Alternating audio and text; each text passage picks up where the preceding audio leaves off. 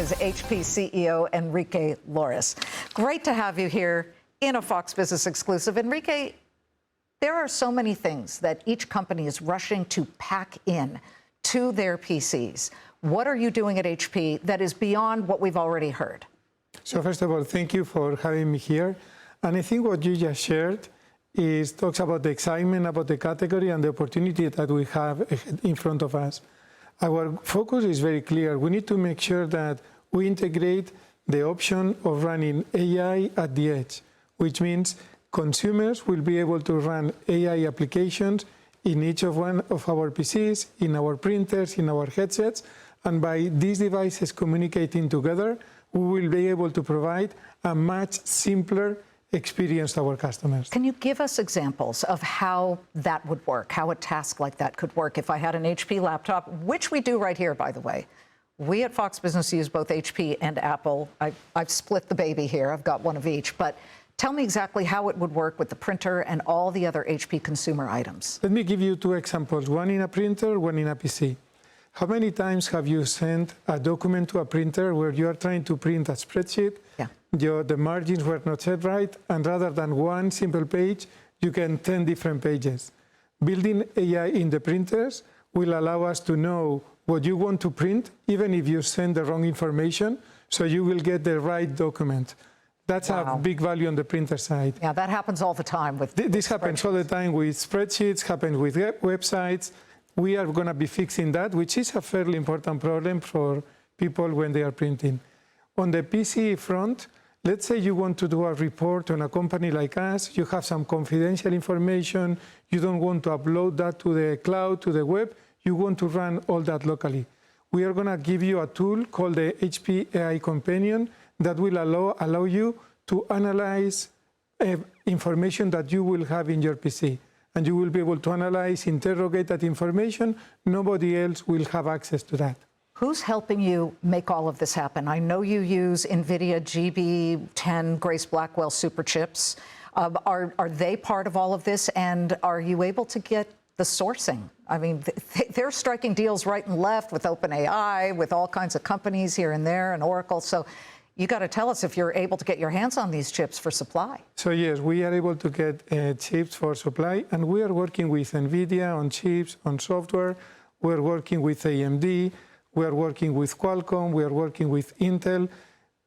All these great companies are developing technology to enable AI at the edge, and we're working with all of them to improve the experience for our customers. Glad you brought up AMD, because the CEO, Lisa Su, was here yesterday announcing this massive deal where OpenAI is going to give them billions and billions of dollars for hundreds of thousands of chips to help them ramp up 6 gigawatts of power to run all of this AI, large language model, excitement, certainly. Here's what she said yesterday about AI, and then I want to ask you about how you avoid getting stuck in what a lot of people are worried about, and that's kind of too much hype.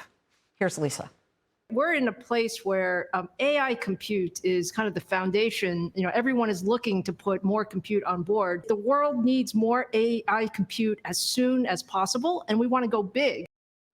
You want to go big as well, correct? So how do you go big without getting sucked into overspending, which some savvy investors are worried about right now, that too many companies are throwing hundreds of billions of dollars around, and it's kind of circular? So I agree with the fundamental comment from Lisa that the world needs more compute and needs more AI. But we think that there are going to be two ways of getting that AI. One is in the cloud, which is what Lisa was saying. The other thing is locally, at the edge, in all your devices. And this is where we're focused. And we think there is a huge opportunity in that space that over time customers will understand better, because it's going to bring tremendous advantage in terms of cost, in terms of speed, and in terms of security. There have been immense pressures put on all American companies, including every tech company here in the United States, by the Trump administration to bring manufacturing back here. Starting last year, you began to say that you were going to exit much of the Chinese manufacturing part of your business. You said it would be done by the end of this past June. Is it complete, and where are you moving that production to? It is complete, and we have moved the production that we had in China for the US to Southeast Asia, to Mexico and to some extent to some sites here in the US. But are you concerned that President Trump, who turned his sights on Apple and said, I know you're moving production out of China to India, but that's not good enough, are you concerned that he will turn his attention to a company like HP and say, well, that's not good enough, you've got to bring more back to the United States? Well, we are evaluating whether we should bring more to the US. The overall tariff process is still not done. There is the 232 investigation still open. Once we know what will be the terms of that, we will be able to estimate what will be the best place for us to continue to move our factories. For those of you who don't know, Section 232 is the law that says that you cannot declare an emergency summarily just to force companies to deal with tariffs, and that is up to the courts right now. So you're right, there's this uncertainty, I guess, that's hanging over you. And as you forge ahead, talk about the best and most exciting things that are on the horizon right now for HP. I think everything that has to do with AI and how AI is going to be impacting what our customers do is very exciting. And this is going to be impacting all the way we connect with technology, from talking to our PCs connecting directly to video conferencing rooms, to video conferencing rooms that will provide 3D experiences. So you will get into the room and you will feel you are with the other person in the next room, even if it is in a different continent. All these new experiences are going to continue to change and make our lives very exciting and actually much better. Like Tom Cruise in Minority Report, where he just moved things around and was able to do that. All these experiences we saw in movies in the 70s, in the 80s, in the 90s are going to become real in the next 5 to 10 years. So fasten your seatbelt, the world is changing. Let's rewind the clock 10 years back. That's when Hewlett-Packard split into two different companies. Hewlett-Packard, which is the consumer business, and that's what you run now, and then Hewlett-Packard Enterprise, which does the software, it does the data centers and the servers, et cetera. Since then, in those 10 years, HP, your end of the business, compared to, let's just say, Apple, and we could put up another competitor, Dell. It's not exactly apples to apples because Dell is also in the server business and you guys are not. You've been up 83% over the past 2 years. Apple up 837%, and Dell is up 1,156%.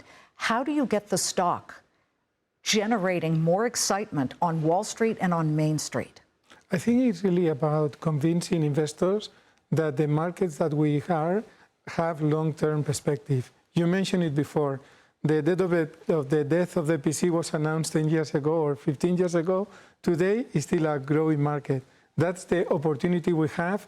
And with the injection of AI and the new categories we have been bringing to the company, we see this is how we will be able to create value. Where are we in the PC refresh cycle? Microsoft just last week, or October 5th, so the weekend, they dropped Windows 11. Yeah. Windows 11. Usually the next generation of Windows generates so much excitement and has people saying, I want to upgrade my laptop. Are you seeing that? We have been seeing that. We have been growing the PC business for the last 5 consecutive quarters. And we are now halfway through that refresh cycle, which means we are going to continue to see growth now for the next quarters. And this is really a big engine of growth, as is the transition to AI PCs, which is also a big part of the change that we see today. Enrique, we so appreciate you coming here to talk about what is one of America's oldest and best technology companies. Fascinating times, alive and kicking. It's amazing to see, decades and decades old. Thank you very much for being here. Thank you for having me here. Thank you.